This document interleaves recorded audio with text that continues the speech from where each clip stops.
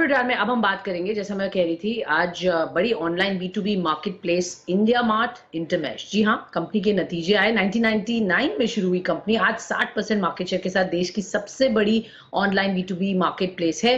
फिलहाल कंपनी के पास करीब करीब 15 करोड़ ग्राहक है, 70 लाख से ज्यादा सप्लायर्स का बड़ा नेटवर्क है। पोर्टफोलियो में 8.3 करोड़ से ज्यादा प्रोडक्ट्स और सर्विसेज हैं।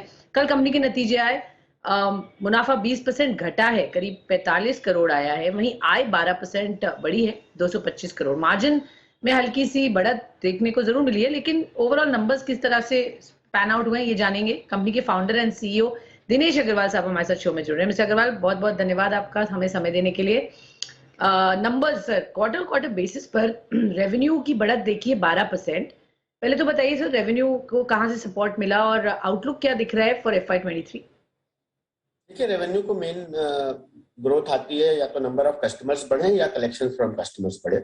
तो कलेक्शन फ्रॉम कस्टमर्स पिछले साल के मुकाबले इस क्वार्टर में करीब 50% बढ़ा है और नंबर ऑफ कस्टमर्स भी इस क्वार्टर करीब 10,000 ऐड हुए हैं, जो कि हम गाइड करते रहे हैं कि 8 से 9,000 के बीच में ऐड होने चाहिए, जो कि पहले कोविड से पहले अगर आप देखें तो ये 5 से 6,000 कस्टमर एडिशन होता था। तो मेनली 3 वजह हैं ग्रोथ की, एक नंबर ऑफ कस्टमर्स, दूसरा कलेक्शन फ्रॉम कस्टमर्स और तीसरा हमारा जो इनऑर्गेनिक ग्रोथ आई है बिजी इन्फोटेक खरीदने की वजह से। तो बिजी का करीब 10 करोड़ का रेवेन्यू इस क्वार्टर में आया है और उसकी वजह से भी ग्रोथ है। सर, मार्जिन्स स्टेबलाइज दिख रहे हैं एट 28.7%। आउटलुक क्या होगा मार्जिन्स का? मार्जिन ट्रेजेक्टरी कैसी दिख रही है? मार्जिन तो हमने पहले भी गाइड किया था कि ये करीब इसी के आसपास रहने की उम्मीद है, 30% के आसपास। और आने वाले समय में 1-2 क्वार्टर के बाद जब कॉस्ट और ग्रोथ का इन्वेस्टमेंट स्टेबलाइज कर जाएगा, उसके बाद वापस से धीरे धीरे बढ़ना शुरू होगा। ओके, बट जो मुनाफे में गिरावट देखी गई है सर, उसका क्या खास कारण है और आगे प्रॉफिटेबिलिटी को लेकर कंपनी कैसे इंश्योर करेगी कि प्रॉफिट्स यहां से बेहतर हो? तो ये कंपेरेबल नहीं है, क्योंकि ये पिछले साल कोविड के समय का प्रॉफिट है, जिस समय कोई ग्रोथ में कोई इन्वेस्टमेंट नहीं हो रहा था। और हमारा रेवेन्यू फ्रॉम ऑपरेशन जो है वो कलेक्शन से आता है, तो कलेक्शन चूंकि उसके पिछले सालों में अच्छी रही थी, उसकी वजह से प्रॉफिट मार्जिन एक्स्ट्राऑर्डिनरी जंप दिख रहा था, 48-49%। मैंने पहले भी गाइड किया था कि जैसे जैसे ऑफिस खुलेंगे और हम वापस से लोगों की हायरिंग शुरू करेंगे, वैसे वैसे प्रॉफिट मार्जिन कम आएगा। तो प्रॉफिट मार्जिन अब पिछले कोविड से पहले जो 25-26% आता था वो 28-29% पे आ चुका है और आगे भी धीरे धीरे बढ़ने की उम्मीद है। Okay, but sir, annualise revenue पर पेइंग कस्टमर यानी कि आरपू थोड़ा सा बढ़ा है, फ्रॉम 47,400 टू 47,600। क्वार्टर क्वार्टर की बात करें अगर हम, क्या रीजन था सर इसका और क्या है इसकी ट्रेजेक्टरी, क्या है, क्या टारगेट कर रहे हैं इसके लिए, क्या नंबर है? पिछले 1.5-2 सालों में कस्टमर्स हमारे बढ़े नहीं है और आरपू का जो कैलकुलेशन होता है वो revenue from operation divide by number of customers होता है। क्योंकि अब हम तेजी से कस्टमर ऐड कर रहे हैं, तो हो सकता है कि आरपू जो कैलकुलेटेड आरपू है वो थोड़ा कम दिखाई दे। मेरे हिसाब से वो 45 से 47,000 रुपए के बीच में रहना चाहिए। जो 100-200 रुपए का गैप है वो तो कोई खास बात नहीं है, बट अगर आप लॉन्ग टर्म में देखें तो पिछले 5 सालों में ये करीब 33,000 से बढ़कर के 45,000 तक पहुंचा है, 45-46,000 तक। क्योंकि पिछले साल कस्टमर बिल्कुल नहीं ग्रो किए थे, तो 48,000 तक भी पहुंच गया था। ये वापस 45-46,000 के बीच में सेटल करेगा। ओके, आपने ऑफ कोर्स रजिस्टर्ड बायर्स की बात की, but sir quarter quarter perspective से देखें तो यहाँ पे ग्रोथ है 14.9 करोड़ से बढ़ के 15.4 करोड़ आई है। इसको और कैसे आगे बढ़ाएंगे? टारगेट क्या रखेंगे सर फॉर FY23? तो हर साल अगर आप देखें तो on an average her quarter में करीब 4 से 5 मिलियन नए बायर्स आते हैं। और टोटल अगर आप देखें तो हमने एक यूनिक बिजनेस इंक्वायरी का भी नंबर दिया हुआ है, करीब 22 मिलियन के आसपास यूनिक बिजनेस इंक्वायरी, 22-23 मिलियन के आसपास यूनिक बायर हैं जो एक्टिव रहते हैं। और पिछले साल में अगर आप देखें तो करीब 38 से 40 मिलियन बायर एक्टिव रहते हैं। और ये धीरे धीरे 10 से 15% के रेंज में ऐसे ही ग्रो होता है साल दर साल। स्पेसिफिकली अभी कोविड के दौरान चूंकि एकदम से लॉकडाउन वगैरह था और कुछ मेडिसिन और मेडिकल आइटम्स की डिमांड एकदम से बढ़ गई थी, इस वजह से एकदम से तेजी से बढ़ा था। अदरवाइज ये 10 से 20% के बीच में ग्रो करेगा। Okay okay, fair enough sir. Collections improve हुए हैं सर, 48.5% क्वार्टर ऑन क्वार्टर के पॉइंट ऑफ व्यू से देखे, क्या वजह थी सर इसकी, और कैसे इंप्रूवमेंट देखेंगे? आगे भी क्या नंबर है, आप क्या प्रोजेक्ट कर रहे हैं फॉर दिस ईयर?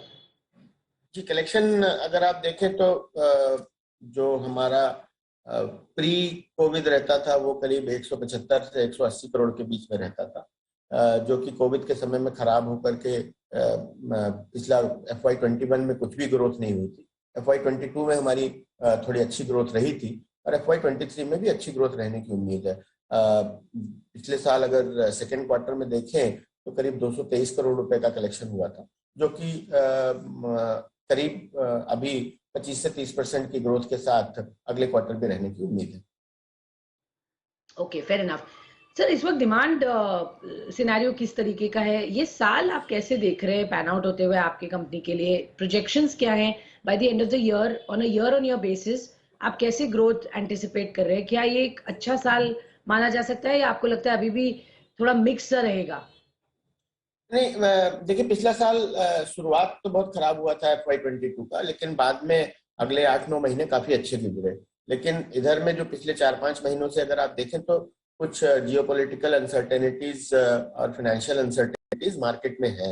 कुछ तो वार की वजह से, कुछ क्रूड की वजह से, कुछ इन्फ्लेशन की वजह से और कुछ इंटरेस्ट रेट की वजह से, जिसका कि ओवरऑल दबाव बिजनेस इंक्वायरीज पे पड़ता हुआ दिख रहा है और डिमांड साइड पे पड़ता हुआ दिख रहा है। हालांकि चूंकि हमने अच्छी ग्रोथ की है कस्टमर एडिशन में और पिछले साल कलेक्शंस में भी अच्छी ग्रोथ रही है, तो मुझे उम्मीद है कि हमारे लिए ये साल फाइनेंशियली ठीक रहेगा। लेकिन ओवरऑल जो इकोनॉमी है उसके ऊपर काफी कुछ डिपेंड करता है H2 का परफॉर्मेंस। H1 का परफॉर्मेंस तो हमारे ख्याल से हमारा ठीक रहेगा। ओके, तो H1 परफॉर्मेंस ठीक है, H2 में थोड़ा सा देखना है, वेट एंड वॉच या कॉशियस अप्रोच रख के चलना है, क्योंकि वॉलेटिलिटी है, कंसर्न्स है इकोनॉमी की सिचुएशन को देखते हुए। All right sir. सर एक काम करते हैं, छोटा सा ब्रेक लेते हैं, आपसे थोड़ी सी और चर्चा करेंगे, बट हम एक छोटे से ब्रेक के बाद आपके पास फिर से आते हैं।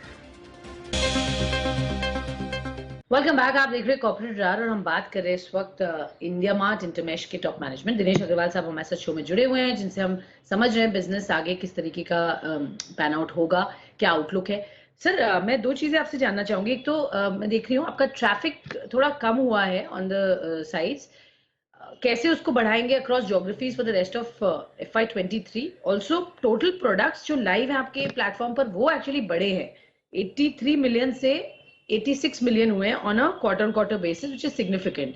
तो क्या है आगे sir plans to list a few new product segments platform पे, कैसे और प्रोडक्ट बढ़ाने का आगे क्या ट्रेजेक्ट्री रहेगी फॉर FY23?